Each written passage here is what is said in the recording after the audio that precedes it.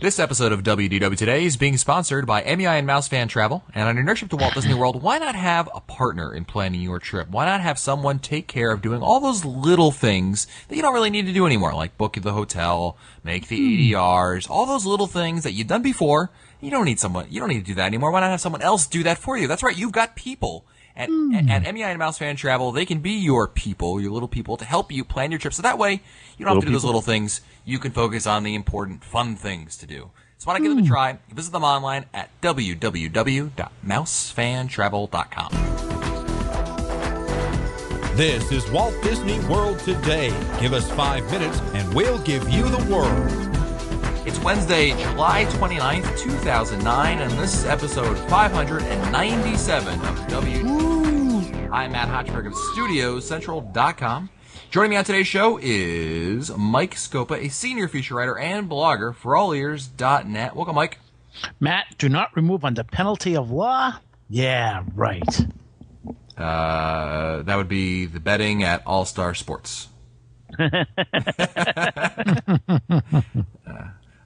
not remove. That's a good one. Yeah. I got nothing. Yeah. Me neither. Sounds dangerous. Really? He's gotten us a few times with sound dangerous. Yeah, it's an easy one. You got to be careful. I don't want to use too many sounds dangerous ones because after a while you get too easy. Yeah. Also joining us on today's show is Mike Newell of Mouse World Radio. Welcome, Mike. Yeah, I'm starting to get a headache from all these guessing games. And they're getting tough. That's what it is. They're getting tough. Well, next week I got a real tough one. We'll have to look forward to it. Annette is cruising. Yeah, she's taking a sabbatical to Disney Cruise Line Tough Life. And Len is, I don't know, what do you think, Scopo? Haircut? He's getting a haircut at the beach. Haircut at the beach, that's right. So it's Wednesday, and we are going to answer your listener questions. And we'll start out with a question from Jill. Who writes, hi, I'm Matt, Len, Mike, and Annette. I'm going back to the world in September for my birthday. We were just there in June and did the dining plan because of the group we had with us. In September, it will be me and my husband. We're annual pass holders and did not make any ADRs, so we are trying to wing it. I'm not a big eater and would be happy with a dollop or churro. My husband is much more appreciative of food. We're debating getting the Tables of Wonderland card versus the quick service only dining plan versus nothing. Please, your thoughts. First off, am I correct in hearing that they have already purchased the dining plan, but they do not have any ADRs? Is that correct? No, in June they did a dining plan, but in September, I don't think she doesn't mention the dining plan, so I'm not sure if she's on it or not, but they have no current reservations anywhere. Okay. I think that September is a good month to try to wing it because it just seems like it's right in the middle of, kids are a lot of the families aren't going in September because you've got soccer, you've got football, you've got a lot of things going on, kids going back to school, so September is a good time to wing it. I think that she probably, Jill, you're not going to have that many.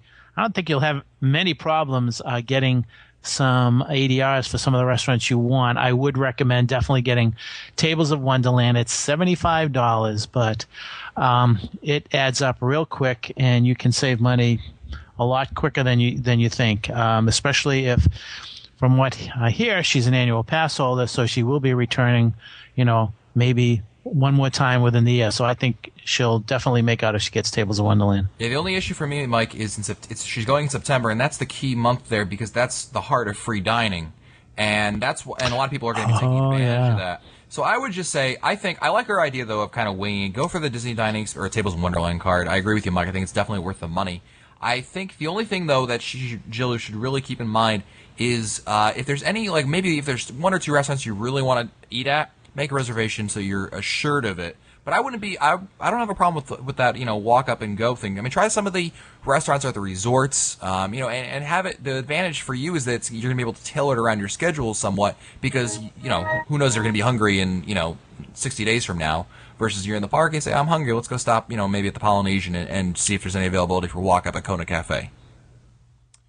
Next email is from Colm in the United Kingdom, and Mike Newell, we're getting a lot of emails here from the UK. God save the Queen, guys. Yeah, that's clearly my impersonation of Dick Van Dyke is going over well overseas. Blimey, I think you're right. That's right. Well, I'm just, it's Matt Worldly Hotchberg. That's what I always say. Dear Walt Disney World Today crew, I discovered you guys a few months back and listened to you all the time, catching up on old episodes too. Me and my dad first came to the world due to WrestleMania, but after one trip to the Magic Kingdom, we were hooked. We came back again in March of 2009, and we already are planning our trip for next year, bringing Mum and me fiancé back with us. We are planning on staying at Port Orleans. My question, however, is in regard to Coronado Springs. More to the point, why do you guys hate it so much? I've heard only good things about it, about the Pepper Market, but information on the resort itself is sketchy at best. I only ask because you usually find pros in any situation except this one. We were considering this place, but you really don't seem to think it's worth it. Thanks for the great podcast. Well, let me tell you, brother. Oh, wait a minute. That's Hulk Hogan would say. Coronado Springs, I think that Len and I are pretty much on the same page with this. We really weren't too crazy about how they laid it out.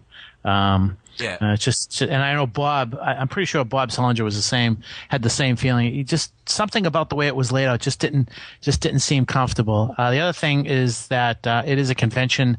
It is a resort that has a convention center, and many people who go on vacation do not want to see people in suits, do not want to see people carrying laptops. They want to escape from life. So those are two things that really bother me. And I think another thing that bothers some people is the food court over there. I forget the name of it with the Pepper Market. Pepper Market, where you get your food, you get it stamped, and then you pay at the end. It's for some people, it's just not the way that they're used to eating. So those three things. Yeah, I think for me, when I stayed there recently, what really bothered me about it is I just called it Coronado Springs is close to nothing. And that is like everything is close to nothing. Like where you're actually staying, your room is far from the parking lot. It's like a maze to the parking lot. It's another hike to anything. If you're close to the main building, so you're close to the restaurants, great. But guess what? You are a hike and a half from the pool. And if you're close to the pool, it's the opposite. And if you're in between, then you're just far from everything.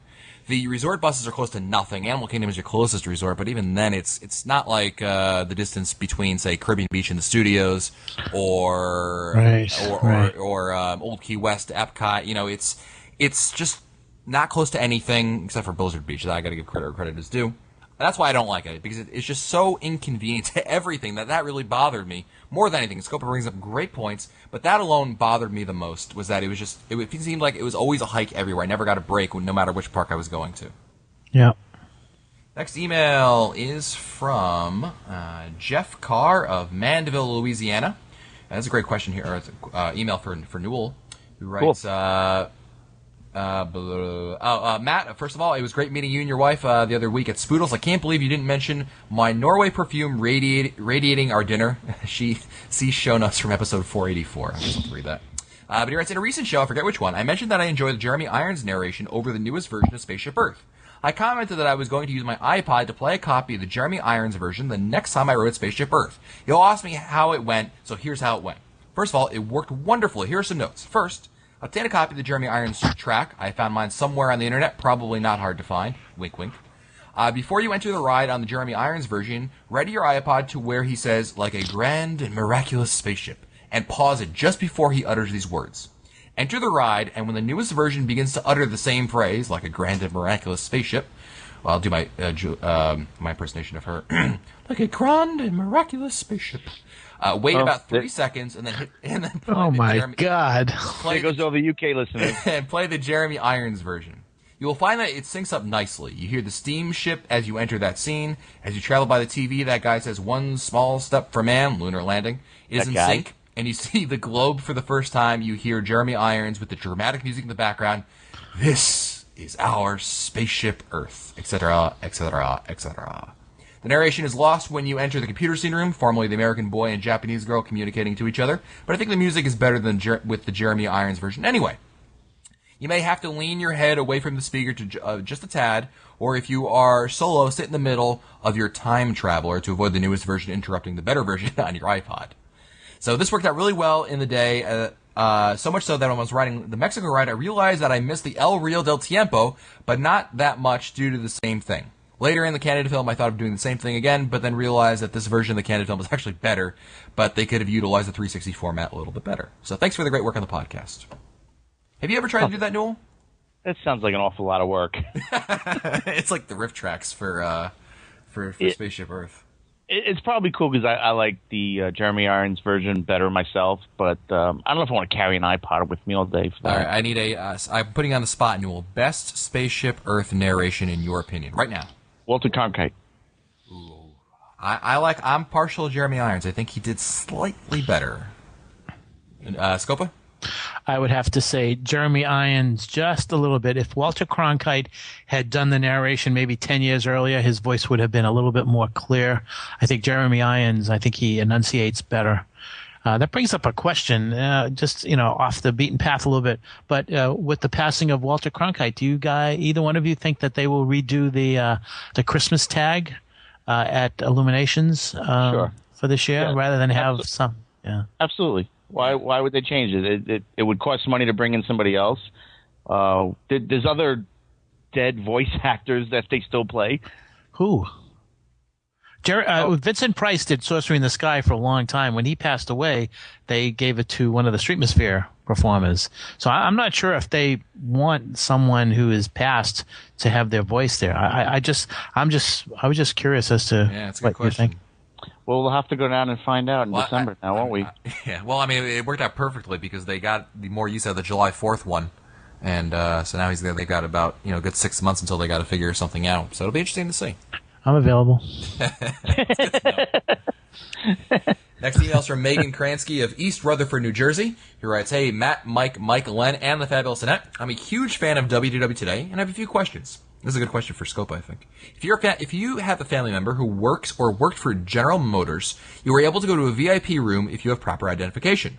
They ask you for the GM identification or pension check stub and letter from the GM worker. I was wondering if any of you or know anyone who's been in the VIP room there and whether or not it's worth it. Now, Scopa, I know you've been in the Hewlett-Packard VIP room for Mission Space. Have you been in the General Motors one? And if not, you could probably relate the HP experience. I have not been in the General Motors one. I do know people who work for General Motors who have been there, but I don't recall getting any details. I can tell you what's at the VIP lounge at Mission Space. You walk up the stairs, and it's a very, very nice lounge. You check in, and there is I want to say a wet bar. There's a place for refreshments. They will serve you refreshments. There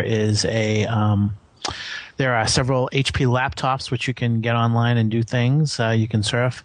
The games that you see downstairs when you come out of the ride are up there. You can do a lot of things. There's a video phone that you can use. There's also a vantage point where you can see people getting onto the centrifuge.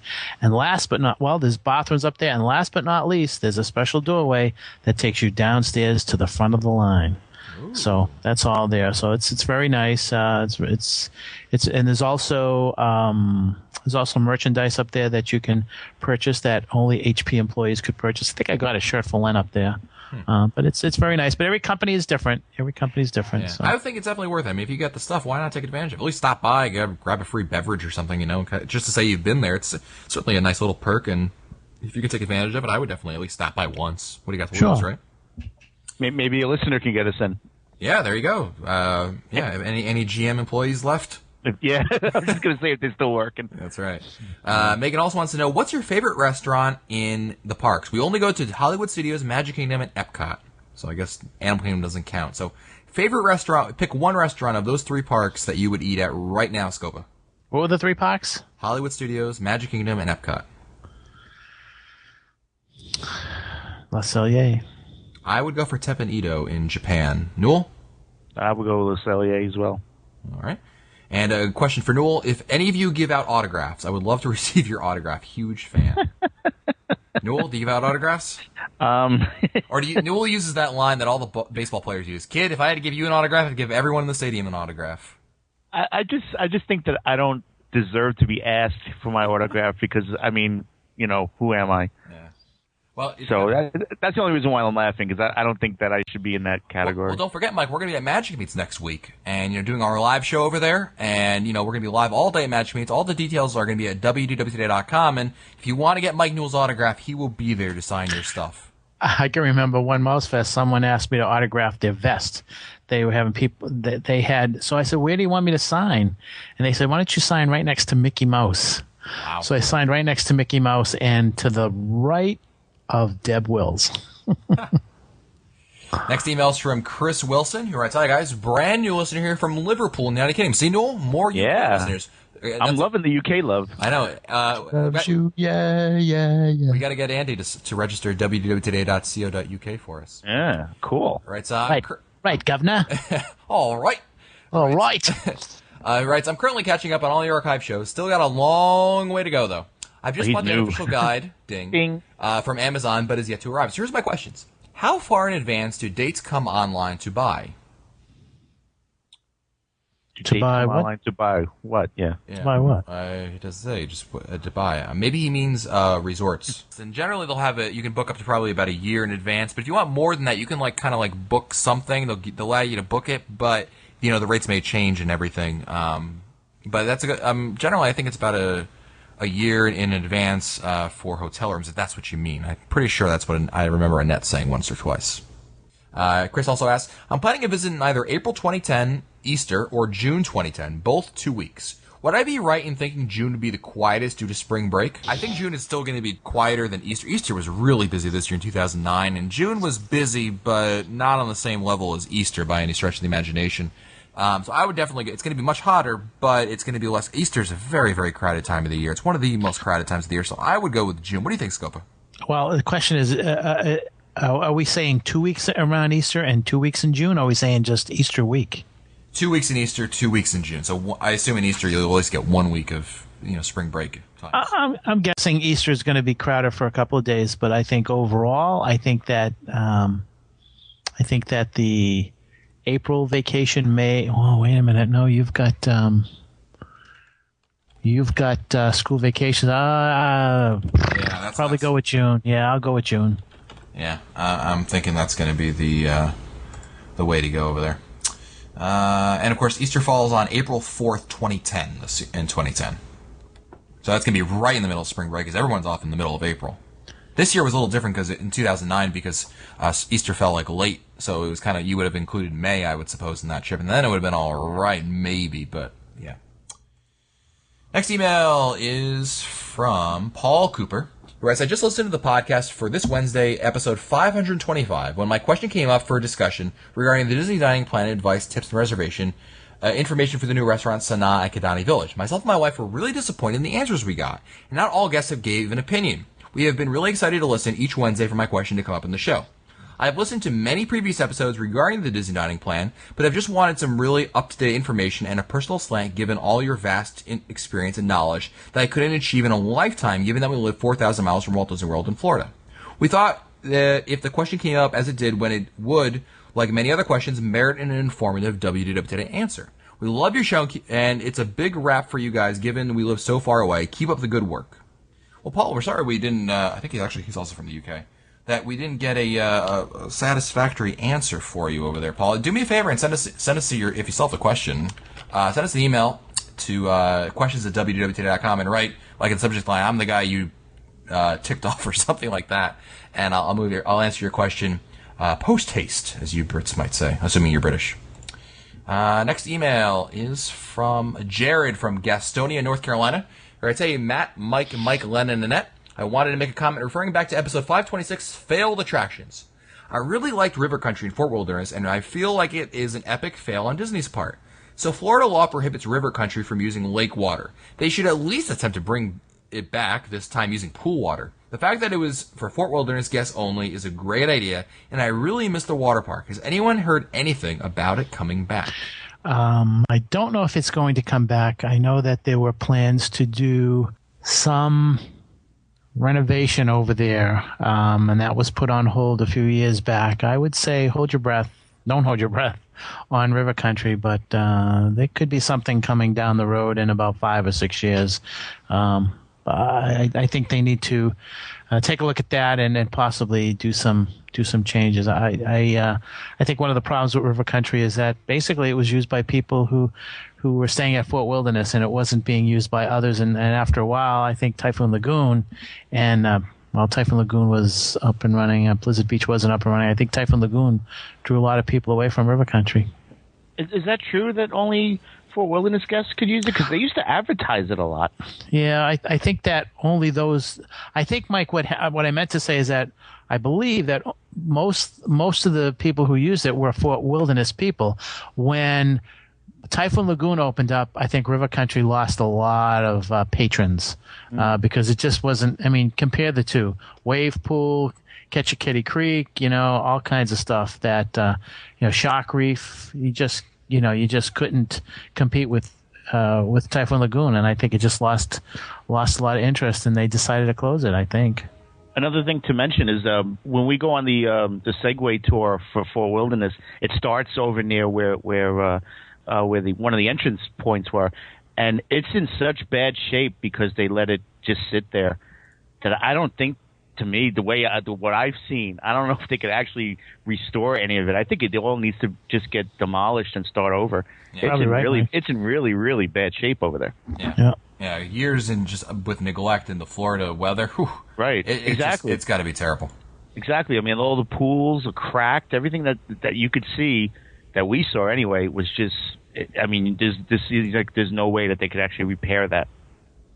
Well, it's time for another email from someone else in the United Kingdom. It's a British invasion again. Nice. I'm loving it. That's right. All our British listeners always sound so regal. It's from John Collins of Sussex in the United Kingdom. Right, first of all, thanks for a great podcast. I've been a listener for a couple of years now, and it really does make our trips over from the United Kingdom even more special due to all the information we get. My question is regarding Trail's End. We ate there on our last trip and really enjoyed it. On a recent show, you mentioned that it is possible to time it so that you could be there for the lunch menu, and if you were still there, you could also benefit from the dinner menu. What sort of time reservation would I need in the afternoon to be able to maybe grab a turn at the lunch buffet and still be there for the dinner buffet on our second visit to the buffet? Would this be about 3 p.m. or so? Keep up the good work, and thanks again for everything. I thought they closed it between dinner and lunch. They do. Yeah. It's breakfast and lunch that you're able to do this, John. And Newell, you and I did this accidentally, actually. Yeah, it was not on purpose by any means, but it was fantastic. Yeah, absolutely. Basically, what you want to do is you want to time it just so that you get there right when they still have the menu, the breakfast items out there, and it's usually, I'm trying to pull up the. I'd say 30 to 45 minutes before the breakfast time is over. That's I would book it right around there. See, the breakfast according to AllNersNet, breakfast ends at 11:30 a.m. and lunch starts at 11:30 a.m. So if you booked it at 11 would be good. I think that's a good idea. 11:15 maybe. You get there, you sit down, you go up there, breakfast is still out there, and if you wait, you play your cards right, and enjoy your meal. You go back up there, lunch will be out there. So we've done it before, but you're right. Lunch is served till 2 o'clock, and then dinner doesn't start till 4:30. So you really got to take your sweet time if you wanted that to work. But but the breakfast to lunch is really it's easy, and it's great because also you're paying the breakfast price, which is cheaper than lunch. Not that much at Trail's End, but it's still something. That's right. Next email is from Didey, D-I-D-E-Y. Did he? Yeah, P. Diddy's calling us from Austin, Texas. Yo. He writes, I have a question about the Phantasmic shows. Even P. Diddy's worried about Phantasmic. You see? It's not just me. It's since now there are only 2 shows a week, how does that affect how long you wait in order to get into the show? Before you recommended waiting 45 minutes to an hour. Does that mean now you have to be waiting much longer than that? Well, Sean, the way it works is you... Sean Puffy Combs. The way it works, I would still recommend about 45 minutes or so. If there's 2 shows, always go for the second show. It'll be much easier to get in. The most you can ever wait is about, 30, 40 minutes because obviously the first show has to be emptied out before they'll even let you in. But if there's only 1 show a day, I would suggest still about 45 minutes to be at least to get in there. It's going to be, you got to really judge things depending on the crowds. If it's been kind of a light day over there, you can maybe swing closer to 45, but if it's a busy time of the year, summer's a real busy time, you might consider getting there a little closer to an hour. But it's not much more than what I had always recommended previous to the changes. Obviously, if there's, we mentioned this in another show, if there's Phantasmics on multiple nights, like let's say Monday and Tuesday, go for the Tuesday. It'll be less crowded than Monday. So that's consecutive days, obviously. Next email is from Jen Gandy of Pennsville, New Jersey. Writes, hello all. We'll be staying at the Polynesian very soon. Welcome back. And I read somewhere that one of the bars serves some type of alcohol-infused Dole Whip drink. Have you ever heard of this? If this info is wrong, do you have any good recipes for me? Len? I'm thinking maybe mixing a Dole Whip with some pineapple juice and rum. Maybe some Grand Marnier. Scope, have you ever heard of a Dole Whip mixed that Disney serves, a Dole Whip mixed drink? If I had, I'm sure I would have tried it. I don't remember. I know that there's a lot of our listeners talk about the Dole Whip Runner, which is just Dole Whip with rum added to it. Yeah. But that's of course user added. I remember I was at the Polynesian bar with Mr. Newell and a young lady who owns a travel agency, and I forget what I had that night, but I don't believe there was a Dole Whip mixed drink there. But if there's a place that would have it, that's the place. Yeah, Mike's right, because if there was, we would have had it. Yeah. Time for the last email today, and that means that I'll give Mike Newell 3 emails to choose from. He'll choose 1 to read today. The other 2 will be put back in an email queue to be answered later. Never answered again. Never answered again, that's right. Into a deep, dark crypt. Trying to find the last one. Hold on. All right. Are you ready, Mr. Newell? Yes, let's go. All right. Your options are Scopa Sounds, I Have a Dream. I don't know if he said it that way, but I'm inferring it to be that way. The last option is I Promise I Won't Break Anything If You Let Me Play. Wow. So you've got Scopa Sounds, I Have a Dream, and I Promise I Won't Break Anything If You Let Me Play. I'm interested in the scope of sounds. Sorry, Mike. Thanks, buddy. Last email today. Well, you know what, Mike? It's not UK, but we're still staying international here. It's from Amanda Boning of Barcelona, Spain. Amanda. Right. Hi, guys. Just want to let you know something entertaining. Just want to let you know how entertaining it is to hear Old Man Scoper on the microphone. Sometimes, right before he answers, and he starts breathing really heavy like he's working a 1-900 line. Also, right before he laughs, he hoots out a sound like a dying hyena. I'm sure I'm not the only one who notices these things. He cracks me up. Don't change your thing, Scopa. P.S. Can't wait to meet Len at Euro Disney in August. Amanda, you don't even have any idea how much of that I have to edit out. There you go. Everyone just turned off their car radios. Everyone just turned off their iPods. We lost the whole United Kingdom. They're gone. And anyone sitting in my presence said, "Oh, that doesn't sound funny either." Well, that's it for us today. Don't forget that this episode of WDW Today is being sponsored by MEI Mouse Fan Shop. And you know what? All you Brits out there, you don't have to plan your trips by yourself. You don't have to do all this stuff on alone. Why not have a travel agent like the travel agents at MEI Mouse Fan Travel help you plan your trip to Walt Disney World? In fact, you, of all people, all you Brits, probably could use the assistance the most, given how much more difficult it is to plan a trip to the United States, to the colonies. Across the pond, if you're coming over here, because it's a much more, complex trip. And you know what? Becky's travel agents at MEI Mouse Fan Travel can help you plan your trip. So why not give them a shot? Go on the telly and call, or go online, I guess. It'd probably be telly's the TV. Oh yeah, the telly is the TV. That was the phone. Oof, man. Maybe they call it the blower. A boo. What? Visit them online at www.mousefantravel.com. If you want to find our older episodes, read our show notes, or send us your comments, visit the WDW Today website at wdwtoday.com. For Lancaster, Mike Scopa, Mike Newell, I'm Matt Hochberg. We'll see you on the next show. Stupid Judy, stupid energy. This has been a production of Mouse World Radio.